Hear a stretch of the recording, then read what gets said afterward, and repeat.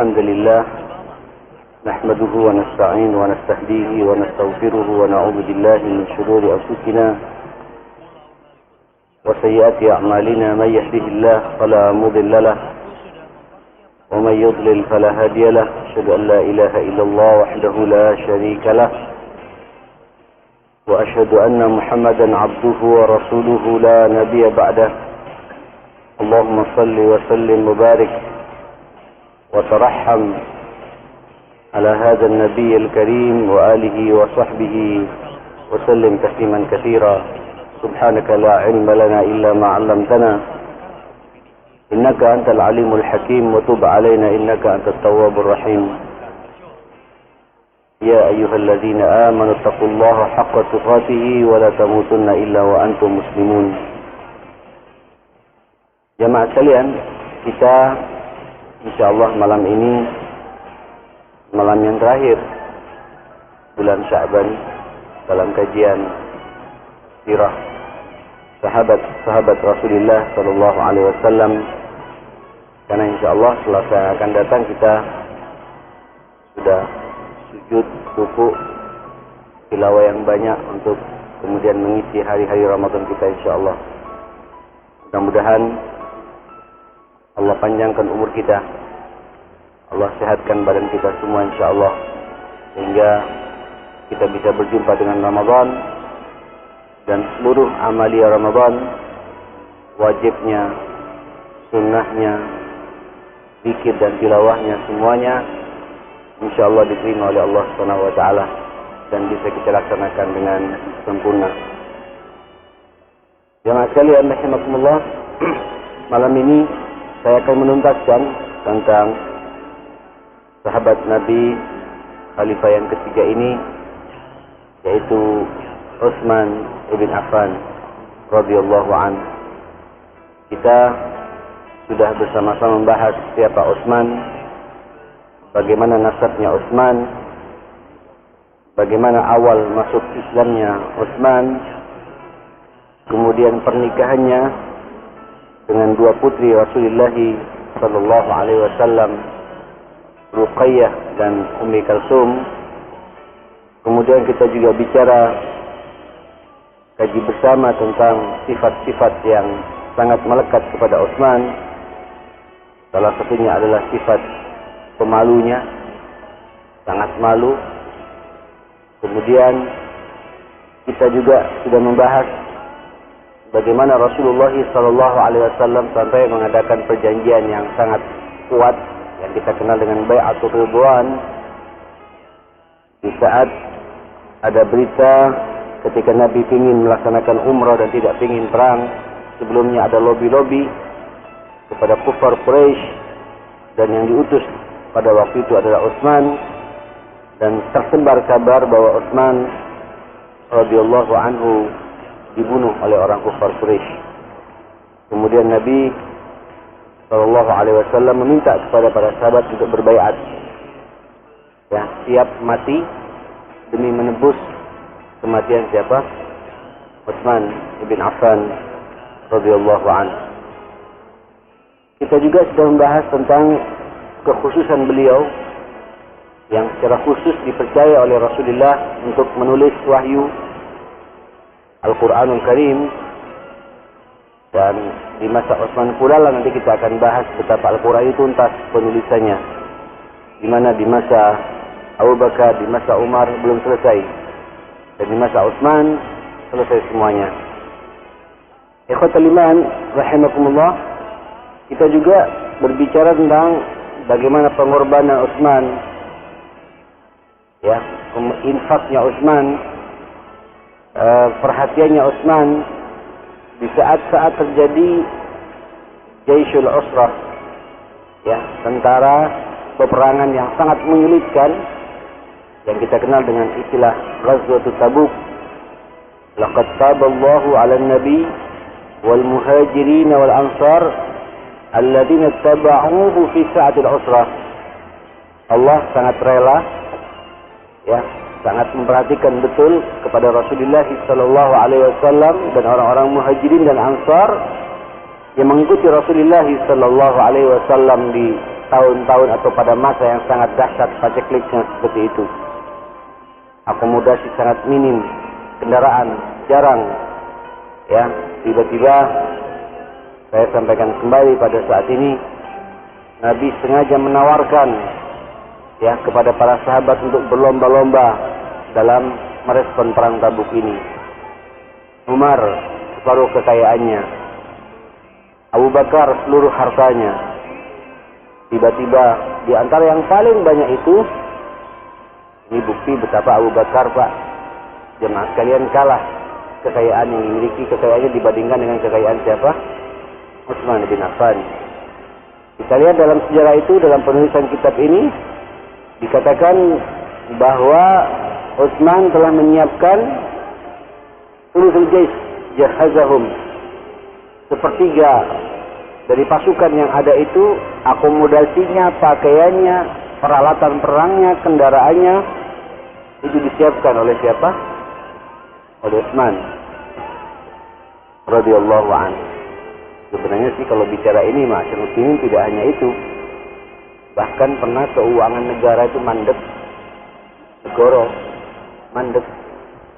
Ya, itu Utsman tampil untuk menyelesaikan krisis yang berkepanjangan pada waktu itu.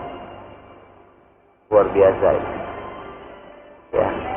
Dan kita tahu Utsman mantunya Rasulullah sallallahu alaihi wasallam. Dalam perang Tabuk ini saja itu sepertiga tentara diselesaikan oleh satu orang. Kalau kita di sini ya mas kalian, tentara saya diurus negara, ya masih bingung, Pak. Peralatan yang dimiliki oleh negara ini juga sangat minim. Ya, mungkin ada angkatan laut di sini atau kepolisian, bisa tanyakan betapa ya perkembangan teknologi persenjataan kadang-kadang kita juga tidak mengikuti, bahkan kalah jauh dengan Singapura yang negara kecil seperti itu. Ala kulli hal, kita mengkaji seperti ini supaya kita sadar ya, di saat negara tidak mampu, itu muncul personal beberapa orang, salah satunya adalah Utsman bin Affan radhiyallahu anhu. Disiapkan, Allahu Akbar, 950 onta. Ya, kalau 950 onta pada masa sekarang ini kayak 950 kendaraan lapis baja. Ya, karena di zaman Nabi masih belum ada lapis baja yang komplit, bisa mikul senjata, akomodasi, tahan banting, ya onta. Kalau sekarang ya kendaraan lapis baja itu jemaah sekalian ya. Kemudian wabi khamsina farasa, disiapkan pula untuk zigzagnya mengendalikan pasukan yang ada itu, disiapkan 50 kuda. Itu dari pribadi Utsman. Qala Ibn Ishaq, anfaqa Utsman radhiyallahu anhu fi dzalikal jaysh nafaqatan 'azimatan lam yunfaq ahadun mithlaha. Pada waktu itu, kata Ibn Ishaq, salah seorang sejarawan Islam sekaligus ahli hadis, mengatakan pada saat itu Utsman menafkahkan hartanya, menginfakkan hartanya untuk mengantisipasi tentara yang sangat dahsyat seperti itu, sangat banyak seperti itu. Terus terang kata dia, lam yunfaq ahadun, bisa tidak ada seorang pun yang mampu menandingi ya semisal siapa nafkah infak yang diberikan oleh Utsman radhiyallahu anhu. Sampai wajah Utsman datang, tidak hanya urusan onta, kuda, peralatan perang, disiapkan pula bi alfi dinar fi kimmihi hina jahaza jaysul usra fanafaraha fi hujr Rasulullah sallallahu alaihi wasallam. Disiapkan pula 1000 dinar. Kalau 1000 dinar uang kita ini sekarang mungkin berapa ya? Susah. Dinar itu emasnya sekalian. Ya, mungkin miliaran kalau saat ini. Dan uang itu diserahkan di kamar Rasulullah sallallahu alaihi wasallam.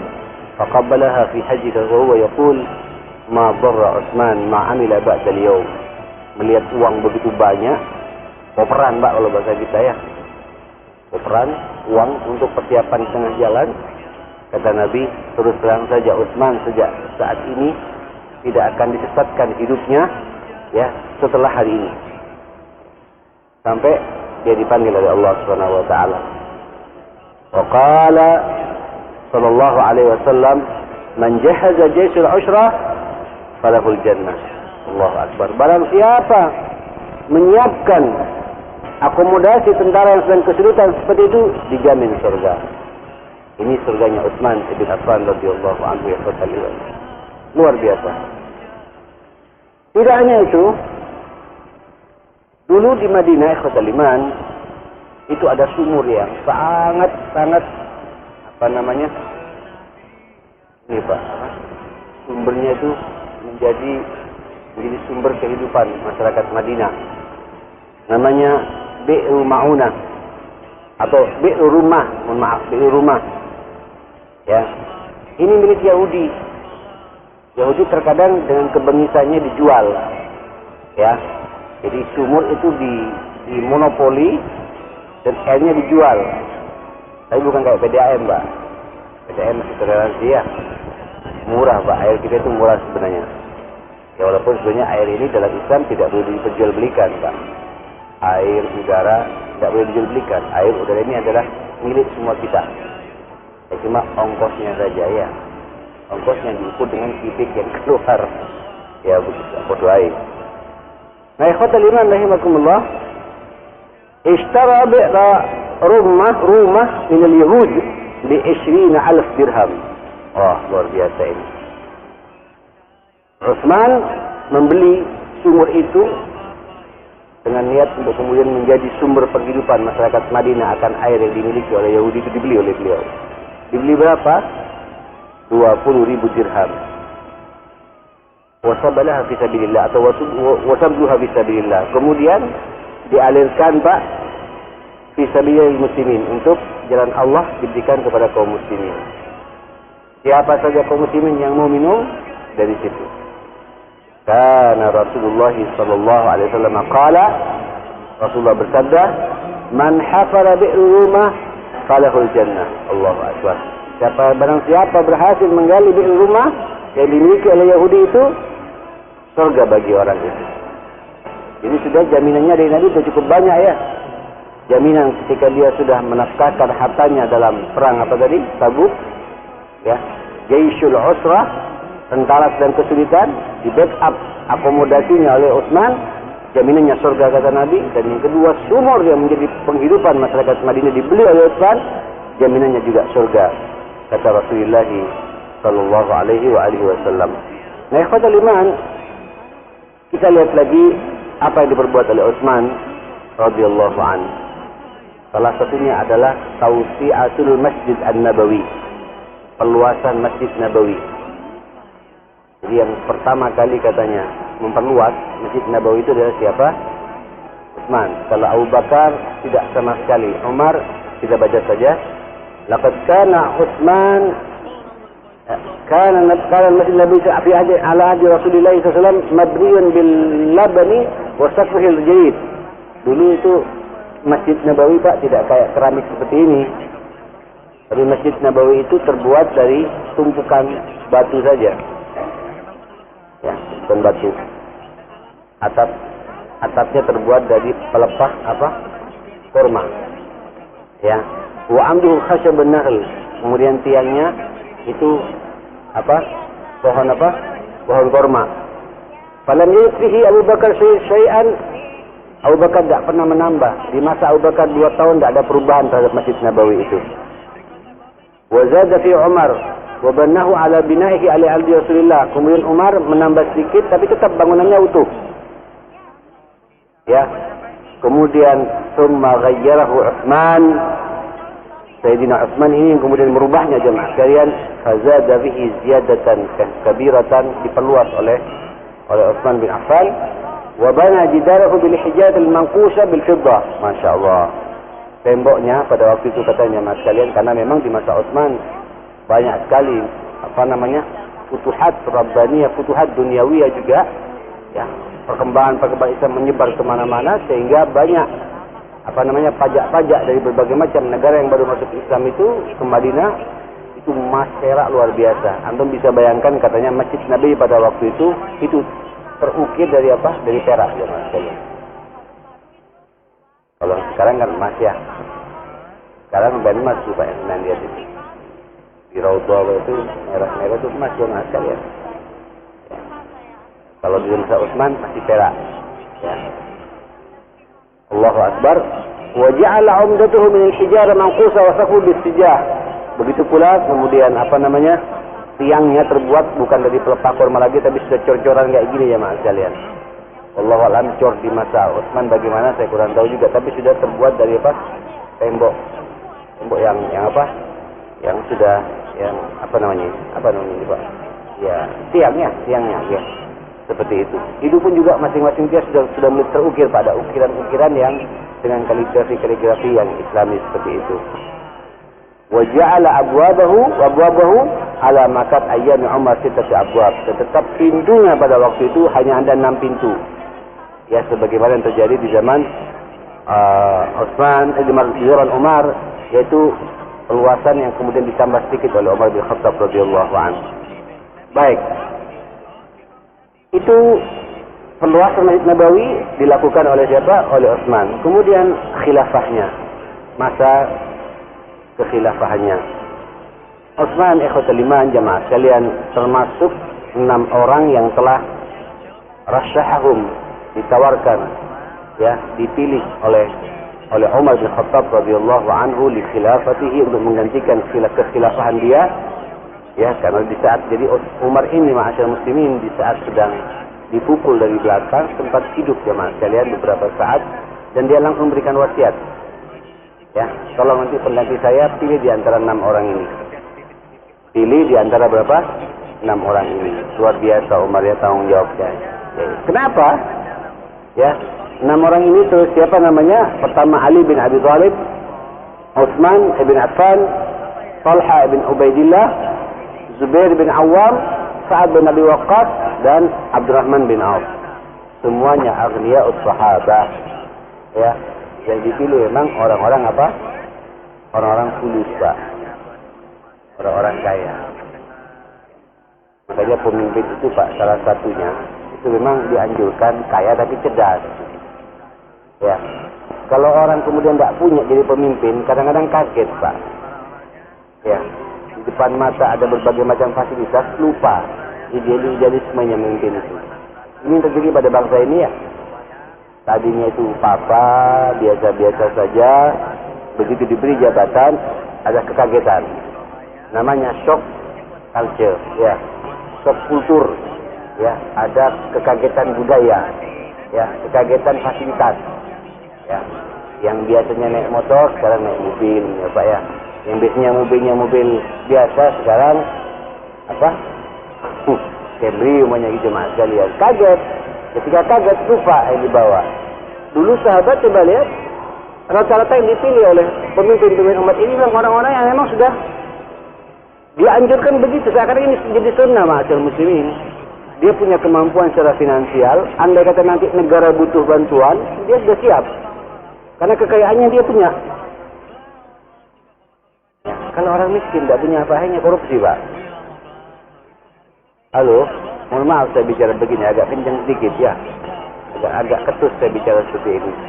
Coba lihat para sahabat dulu. Umar langsung memilih 6 orang dan 6 orang ini semuanya penghuni surga semua. 10 di antara 10 sahabat yang sudah dijamin oleh Nabi masuk surga. Ali, Utsman, Talha, Zubair bin Awam, Sa'ad bin Abi Waqqas dan Abdurrahman bin Auf. Aghniya'us sahabah. Allahu Akbar. Fi muddatin aqsaha 3 ayyam min wafatihi hirsan ala wahdatil muslimin. Umar mengatakan jangan sampai lebih 3 hari lo ya, kata Umar. Kalau nanti aku meninggal dunia, aku wafat, Umar sudah sadar Pak, tidak akan lama lagi akan nazak. Karena katanya dia pernah mimpi bertemu dengan Rasulullah SAW. Sudah ditunggu Pak sama Rasulullah dan Abu Bakar Umar itu. Dirasanya jelas sekali dan mengatakan, tolong nanti begitu aku wafat 3 hari setelah wafat perhatikan pilih yang 6 orang ini. Kata siapa? Kata Umar radhiyallahu anhu wa anhum jami'an. Saudara sekalian, kenapa? Dalam rangka menjaga keutuhan kaum muslimin. Sebab ini masa vakum, Pak. Masa nggak jelas. Ini banyak fitnah. Masa transisi, ya, kemudian pejabat PLT terus, atau pejabat hanya sementara, PJS seperti itu, susah. Ya. Nah, ini harus segera dibentuk. Karena kepemimpinan adalah ikan minad-din, bagian dari agama itu sendiri. Gimana Pak kita akan mengeksekusi sebuah hukum kalau tidak ada yang mimpin? Kan begitu logikanya jemaah sekalian. Ya, ada orang Pak bermain narkoba, nggak jelas siapa pimpinannya, susah. Maka dibutuhkan juga. Ada pemimpin, jelas. Seperti itu. Nah, ikhwatal iman rahimakumullah, apa yang terjadi? Allahu Akbar, fatasyawarat sahabatu fima bainahum, thumma ajma'u ala ikhtiyari Utsman ibn Affan radhiyallahu anhu. Ya, mereka sepakat pada waktu itu, ya, para sahabat bermusyawarah untuk kemudian memilih Utsman ibn Affan radhiyallahu anhu. Wa bay'ahul muslimun fil masjid bai'atan 'ammah. Kaum muslimin Pak dikumpulkan semua di masjid, ya. Ribuan sahabat kumpul di Masjid Nabawi pada waktu itu, semuanya berbaiat kepada siapa? Kepada Utsman bin Affan. Ini namanya baiat shakhsi, baiat pribadi. Apa kata Utsman? Salina wa ata'na, sudah seperti itu. Istamarrat khilafatuhu, berjalan khilafahnya ini memang agak panjang Pak, terpanjang memang Utsman. Ya, radhiyallahu anhu. Kalau Umar kemarin kita ceritakan ada 10 tahun, 2 bulan 10 hari. Tapi kalau Utsman, Masya Allah, dia memimpin negara pada waktu itu menjadi khalifah isnai asyara aman, 12 tahun. 12 tahun, ya. 2 periode kalau bahasa kita, ya, lebih 2 tahun. Ya. Tamma khilalah al-kathir min al-amal, Masya Allah.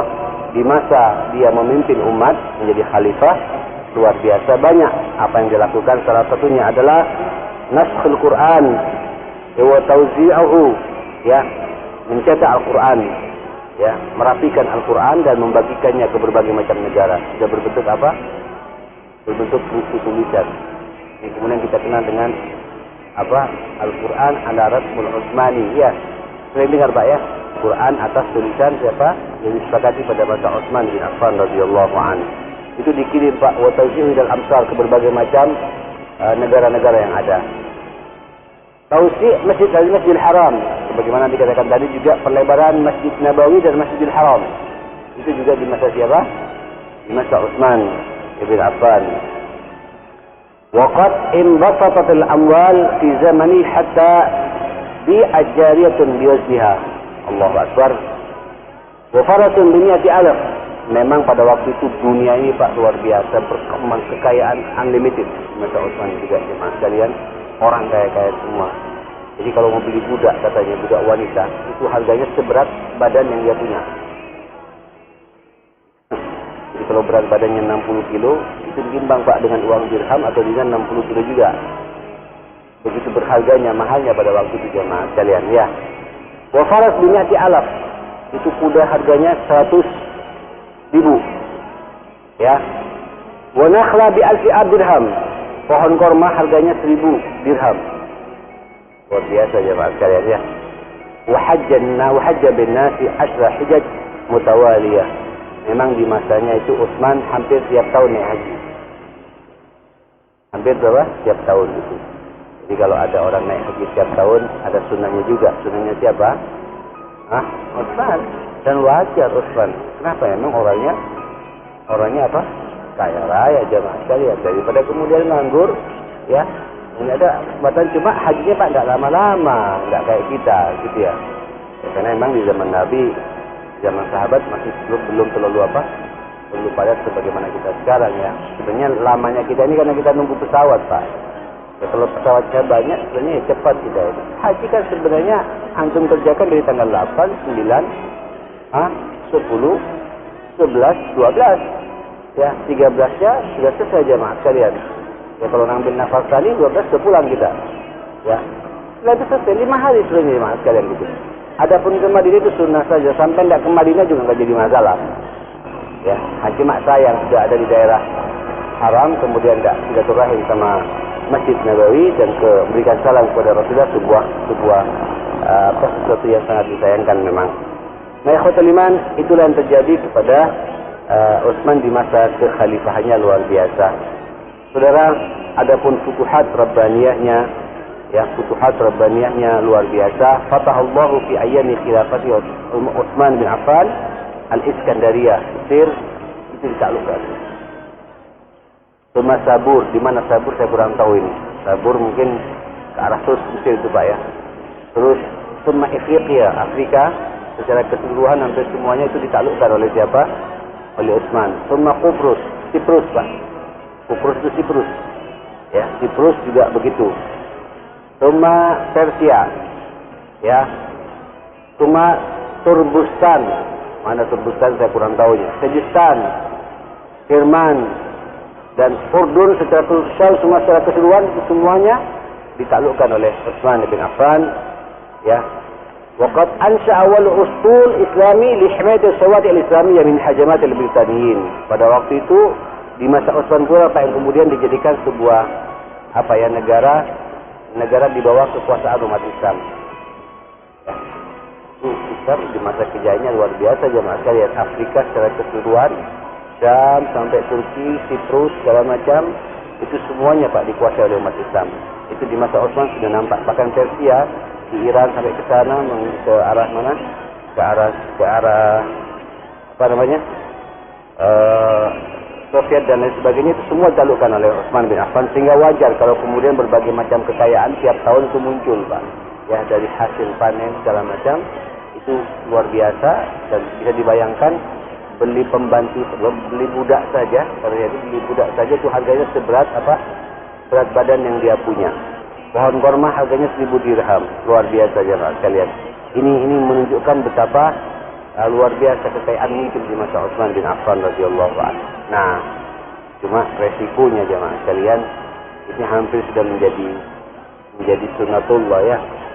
Kalau sudah dunia ini dibuka lebar-lebar, yang muncul apa? Yang muncul apa? Fitnah ya. Kalau bagi kuenya tidak rata, ya. Kalau bagi kue Pak ya, motongnya nggak sama Pak ya. Itu memang memunculkan kecemburuan, ya, kecemburuan. Ya, kalau Rasulullah enak ya. Dulu kita masih ingat bagaimana marahnya Nabi kepada siapa itu? Itu Al-Qaisirah dalam perang Hunain ya. Ketika dibagi-bagi oleh Rasulullah, ya, tiba-tiba Rasul tidak membagikan kepada muhajirin. Ya, padahal yang perang itu orang muhajirin, juga tidak diberikan kepada orang-orang Ansar. Orang Ansar juga tampil all out juga dengan pengalaman perang yang luar biasa. Tiba-tiba sahabat Nabi semuanya diberikan kepada ahli Mekah, ya, yang baru masuk Islam. Abu Sufyan itu diberi 100 onta. Protes lagi Abu Sufyan. Padahal kata para sahabat, aku melihat sendiri ketika perang itu Abu Sufyan cuma melihat saja gitu. Bagaimana dahsyatnya kami berperang, orang-orang Muhajirin dan Ansar. Dia cuma melihat, begitu dapat minta bagian. Dikasih sama Nabi 100 onta. Kenapa? Supaya dia semakin komitmen dengan agama ini. Protes lagi Abu Sufyan, anakku juga ikut loh, Muawiyah gitu. Diberi juga 100 gitu. Allah Akbar, luar biasa itu. Ada Muawiyah minta juga, diberi juga 100 gitu. Aqra bin Habis ini sahabat yang di masjid. Tahu Pak, siapa namanya? Aqra bin Habis, yang Badui. Diberi juga 100 onta dari Rasulullah. Akhirnya tidak satu sahabat pun yang menerima dari Ansar wal Muhajirin satu onta. Kira-kira kalau kondisi sekarang terjadi gimana jemaah sekalian? Halo? Jamaah tetap yang ada di sini semua ini Pak, ada pembagian umpamanya gitu ya. Ghanimah, ya kita perang dengan mana ini? Dengan Biang Madura Pak, enak. Perang dengan Gresik atau Gresik jauh gitu, menang umpamanya itu jadi negara umpama ini ya, namanya umpama, jangan dimasukkan hati. Ya, menang Surabaya ini. Kemudian kenapa? Yang tampil itu apa namanya? Jamaah tetap mujahidin. Tiba-tiba panglima perangnya Ustaz Hasun, gitu, Ustaz Malimin gitu. Sama Ustaz Hasun satu pun di antara kita nggak ada yang ngerti Pak. Padahal di antara sampai berdarah-darah Pak. Yang dikasih yang nggak pernah ke masjid itu Pak diberi. Sekian juta, bulan, 10 juta, bulan. Kira-kira gimana Pak? Halo? Oh, Ustaz, ini bukan Rasul, Ustaz. Ini kita hidup di zaman sekarang. Aina haqquna? Mana hak kami? Ya, mana hak kami? Kewajiban Anda harus berikan pada kami. Wajar sebenarnya. Kalau mungkin saya hidup pada waktu itu, mungkin juga mengatakan, loh iya wajar juga. Itu sampai ada beberapa asal yang terpengaruhi gitu. Bisa dibayangkan sampai bersumpah, wallahi demi Allah ini sebuah pembagian yang tidak adil. Saya sekarang tidak ingin ikhlas-ikhlasan. Mana hak saya gitu? Bisa dibayangkan ya. Sampai ada orang sebagian Ansar yang berbicara seperti itu. Kata Nabi, aku khawatir dari kelompok orang ini. Dari orang ini akan muncul sebuah kelompok yang nanti akan bikin kekisruhan umat Islam di kemudian hari. Dan ternyata betul Pak. Khawarij ini adalah anak cucunya Zu al-Faisir ini. Tahu Khawarij Pak? Khawarij ini salah satu juga yang membunuh siapa? Ali bin Abi Thalib. Karena nanti kita akan bahas masalah ini. Alhamdulillah. Dunia Pak. Dunia ya. Nah dunia ini kalau sudah banyak, biasanya nanti mulai Pak ya. Orang yang tadinya akrab, bisnis sudah mulai berkembang, ya sudah. Mulai sikut-sikutan, mulai sudah salah paham dan lain sebagainya. Ya. Itu diperingatkan. Fitnah muncul. Nah ketika berbagai macam di akhir masanya terjadi futuhat Islamiyah terjadi di mana-mana. Dan banyak pula unsur-unsur yang baru di masa Islam pada waktu itu. Lam tatasharab ruhun nizam wa ta'ah. Orang yang baru masuk Islam masih belum tahu arti ketaatan. Ya, dan arti aturan, bagaimana keteraturan dalam Islam itu. Arada ba'dal haqidi al-Islam fi muqaddamil Yahud. Dan pada waktu itu ada yang nyusup memang Pak. Orang Yahudi yang pura-pura masuk Islam. Ya, siapa itu namanya? Abdullah bin Saba. Itu Abdullah bin Saba, jemaah sekalian, sorbannya luar biasa katanya. Pura-pura khusyuk, kalau ngomong memukau, tapi jadi sumber fitnah. Sumber fitnah di tengah-tengah saf kaum muslimin pada waktu itu. Nah itu kemudian dipancing, ya orang-orang yang syakit, orang-orang yang hasad seperti itu, kedaliman dimukaddimai oleh orang-orang Yahudi, ingin sekali menyebarluaskan fitnah untuk memporak-porandakan saf kaum muslimin dan keutuhan negara yang sangat kokoh pada waktu itu. Kemudian muncullah, disebarluaskanlah untuk kemudian memberikan pengaruh syubhat-syubhat tentang perpolitikan Utsman radhiyallahu an. Yusiruna syubhat haula siyasati Utsman, ya radhiyallahu anhu wa haradun nas fi Misr wal Kufah. Kemudian itu ngompori, memanas-manasi orang-orang yang ada di Mesir, di Kufah, di Basrah untuk demo Pak, Taurah. Demo juga ada ternyata ini Pak ya. Di masa siapa itu? Di masa Utsman. Khada'a biqaulihim ba'da ghayrihi wa saru mahum halal namanya istafid mukhattati. Kemudian sepakat itu Pak, dari Mesir, dari Syam, dari Baghdad, segala macam ngumpul. Yang saya nggak bisa pikir gimana itu komunikasinya Pak. Padahal belum ada HP, belum ada telepon ya, belum ada apa. Tapi luar biasa canggih betul mereka berbuat jemaah sekalian. Sampai mereka siap untuk mengepung Madinah. Dalam rangka apa? Protes meminta supaya watalabuhu bitanazul. Utsman mengundurkan diri. Turun dari jabatannya. Ada juga Bapak. Zaman sahabat itu. Ikhwatul iman rahimakumullah. Fada'ahum ila al-istima' bil masjid ma'a kibar as-sahaba wa ghairuhum min ahli Madinah. Utsman tenang, teman-teman. Ya gimana nggak mau tenang, mau duit dia juga banyak. Kalau memang aku harus turun itu tidak apa-apa, tapi konstitusional. Ngomongnya susah. Ya.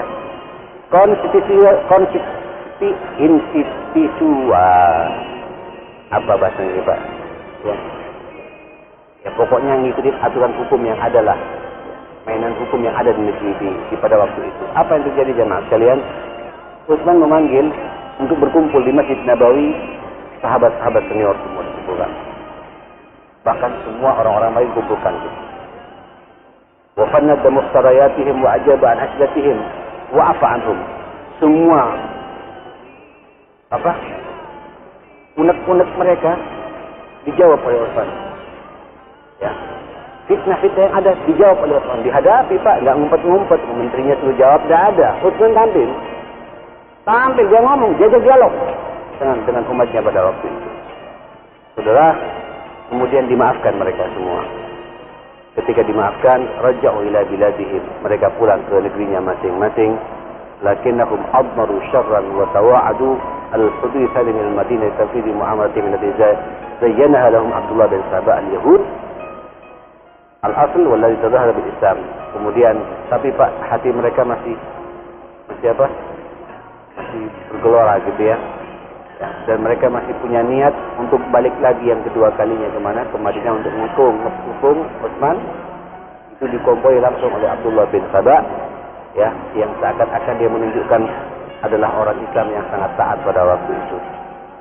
Allahu Akbar. Betul ya ikhwatul iman, saat itu Utsman bin Affan radhiyallahu anhu pada bulan Syawal persis pada tahun 35 min Hijrah, Raja'atil firqah allati atat min Misr, datang lagi kelompok itu dari Mesir, ya. Wadda'u anna kitaban, sudah ada Pak persekongkolan fitnah yang berseliweran, ya. Ada beberapa penguasa gubernur-gubernurnya protes di masing-masing daerah itu bahwa mereka menganjurkan untuk siapa? Biqatli zu'amai ahli Misr wajaduhu ma'al barid. Seakan-akan Utsman memberikan sebuah surat, tapi surat ini dipalsu Pak oleh Abdullah bin Sabah. Seakan-akan dari Utsman sudah dianjurkan, diperbolehkan untuk membunuh gubernur-gubernur yang ada yang tidak taat kepada Utsman. Ini Kak, kemudian munculnya fitnah pada waktu itu. Utsman mengingkari kitab yang diberikan kepada mereka itu, wahasaru fi dari, kemudian Utsman dikepung, jemaah sekalian. Ya, itu pengepungannya 20 sampai 40 hari. Mengepung rumahnya Utsman untuk segera dia turun. Wa mana'uhu min as-shalah bil masjid bal wa min al-ma', bahkan melarang beliau masuk ke Masjid Nabawi. Jadi bayangkan ya. Bahkan air wudhu pun tidak boleh. Air yang bi'r yang dia beli dulu, yang diwakaf kepada kaum muslimin, tidak diberikan untuk kemudian dia ambil. Bisa dibayangkan ya akhir kali. Allahu Akbar. Walamma ra'a ba'd as-sahabah tilka zalika ista'addu li qitalihim wa raddahum, lakin khalifah man'ahum islam yastati min ajli kusrati damin. Pada waktu itu para sahabat sepakat untuk melawan orang-orang yang membantang Utsman, sahabat-sahabat yang as-sabiqun al-awwalun. Kata Utsman, jangan dilawan. Aku khawatir nanti terjadi pertumpahan darah. Luar biasa Utsman ya sekalian ya. Aku tidak ingin ada setetes darah pun ya jatuh di kota Madinah ini gitu. Tapi jemaah sekalian, apa yang terjadi? Walakin al-muta'amirin ittahamu darahu min al-khalaq. Tapi orang-orang yang pendemo ini, dia mukul dari belakang rumahnya, yaitu dari rumahnya Abi Hazm al-Ansari. Kemudian mereka langsung menikam. Pada waktu itu Utsman sedang membaca Al-Quran, jemaah sekalian. Baca Al-Quran, wa hajamu alaihi wa yaqra Al-Quran, wa akbarat alaihi zawjatuhu Nailah. Kemudian oleh istrinya yang namanya Nailah, jadi ditahan untuk membentengi Utsman dari pukulan orang-orang yang benci kepada dia. Subhanallah, ya, lakinnahum darabuha. Tangannya nangkis begini Pak, ini tangannya 4 jarinya itu terpotong. Istrinya itu Pak, karena dia membela siapa? Suaminya untuk dibunuh. Na'udzubillah ya. Fataliman sampai akhirnya Utsman tamakkanu minhu fasal dan kemudian daerahnya mengalir. Mushaf yang dia baca Pak penuh dengan ceceran darah Utsman, dan tangannya itu kemudian orang-orang ini memegang kepala Utsman seakan-akan memegang buah nanas, jemaah sekalian. Ini pengkhianat agama ini. Jadi bayangkan saya nggak habis pikir bagaimana mantunya Rasulullah ya, yang sudah dijamin masuk surga oleh Rasulullah, kok bisa-bisanya di antara orang-orang yang benci kepada Islam ini, ya, yang hatinya masih, ya maklum Pak, fitnah luar biasa, ya, orang-orang ini cikal-bikal munculnya fitnah. Nah, sejak itu jemaah sekalian, dufina bil Baqi, Utsman kemudian dikubur di Baqi. Terus terang saja dari sinilah munculnya fitnah kaum muslimin sampai sekarang ini belum selesai, Mas, saudara-saudara sekalian. Nah, saudara, balik lagi, saya pernah mengatakan memang meninggalnya Utsman ini sudah difirasati oleh Rasulullah sallallahu alaihi wasallam bahwa Utsman nanti di akhir hayatnya akan meninggal dunia tapi penuh dengan apa? Dengan ujian berat. Inilah ujian yang kemudian dialami oleh Utsman ibn Affan radhiyallahu anhu. Saudara sekalian, tolong kita jangan berpikir macam-macam ya. Ini sunatullah meninggal, tapi yang jelas semua sepakat para ulama mendengarnya syahid karena dia kena fitnah yang dikompori oleh Abdullah bin Sabah, orang Yahudi yang sangat benci kepada agama ini, untuk kemudian mengendalikan lagi Madinah pada waktu itu. Bagaimana kelanjutan kisah ini? Tentu setelah meninggalnya ini kita akan bahas lagi nanti tentang Imam siapa? Imam Ali radhiyallahu anhu, untuk kemudian menjalankan estafeta khilafah yang kemudian juga penuh dengan berbagai macam ujian menimpa kepada Ali bin Abi Thalib. Kapan? Kita sambung lagi insyaallah di 2 bulan yang akan datang ya, di bulan Syawal. Jemaah sekalian, selamat berpuasa ya. Mudah-mudahan apa yang kita baca ini, sejarah ini menyemangati kita pula, karena Ramadan pada kita adalah bulan jihad, bulan untuk kemudian berjuang fisabilillah, bukan bulan untuk bersantai-santai. Perbanyak baca Quran, inilah mungkin jihad kita. Jangan sampai ada satu malam kita tidak qiyamul lail. Jaga puasa kita, insyaallah kita semua akan mendapatkan rahmat dan hidayah dari Allah Subhanahu wa taala. Rabbana atina fid dunya hasanah wa fil akhirati hasanah wa qina adzabannar. Wa sallallahu ala Muhammadin wa alihi wa sahbihi wasallam. Walhamdulillahi rabbil alamin. Wa lakum minkum. Assalamualaikum warahmatullahi wabarakatuh.